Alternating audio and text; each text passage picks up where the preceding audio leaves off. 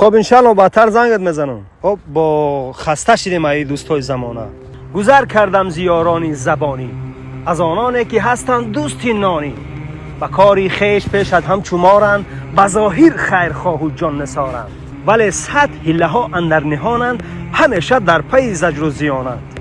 در این دنیا خوب آموختم بدون یکی جهان را، زیگل بشکفتگانی از خزان را. والله که کسی بحر خدا اندر برت نیست، که به منت چو سایه در سرت نیست.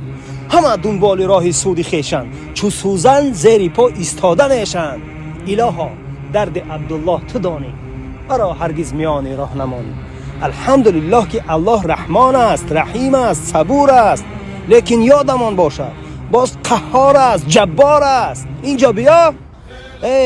100 بار بدی کردی و شرمی تو نیومد، خوبی چی بدی داشت که یک بار نکردی؟